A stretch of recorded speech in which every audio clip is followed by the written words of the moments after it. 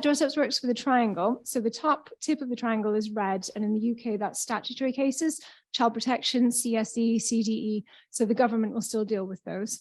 The bottom of the triangle is green. So those are flourishing, probably fairly steady families. And in the middle is amber.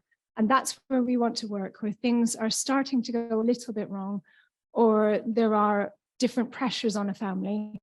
What we want to do is try and de-escalate situations and help bring the situation back down to the green. And Charlotte has a really interesting model. We often talk about a balance. So if a child experiences abuse, parents are on substance abuse or domestic abuse or any of that toxic trio, mental health issues, it tips the balance for that child. We talk about ACEs, adverse childhood experiences, toxic stress.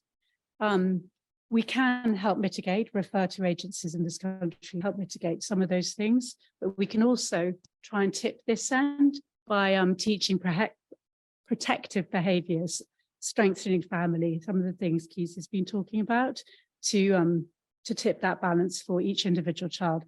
Hannah does a lot of that through schools and youth work.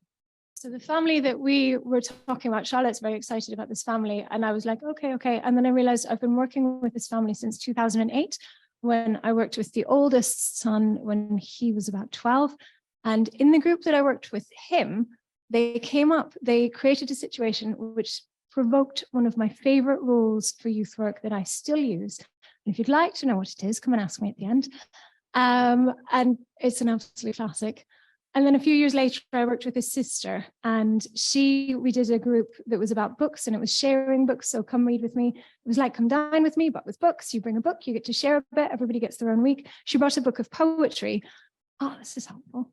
Andrew's got to count now. She brought a book of poetry that, and she shared this beautiful poem. She had a poem for every day of the year. So she shared a poem for everybody's birthday, which completely came out of left field for this kid. And then a few years later, she was taking her exams and she was in and out of school. So they're asking me to help support her. And a few years after that is the pandemic. And I get introduced to the younger brother, and he comes along to Find Your Fire and wants to bring the younger sister. So that's now 4 of them. And he does one of the coolest peer ed projects we've ever had, and changes a bike tire, teaches the whole group how to change a bike tire and check for punctures. And then a few years later.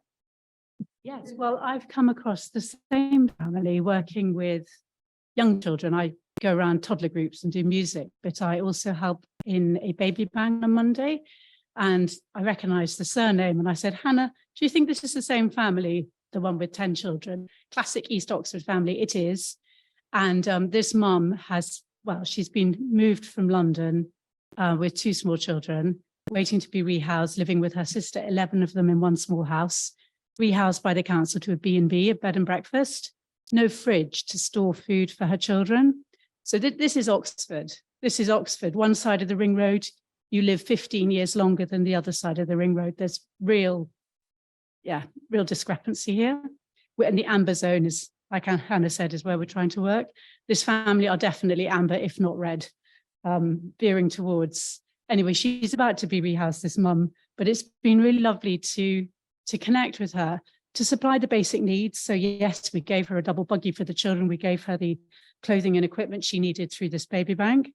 But she comes back just to talk. She comes back most days just to be known. We talk about that a lot as well, but to be known, to connect. And we can connect her up with other groups, because I work in lots of different groups. And then often these families will come back and volunteer, give something back, which gives a dignity to it. You're not always receiving, but have the opportunity to give back. So it's been really precious to see the movement in just one family. There's another one, but we've only got one story we're allowed to share.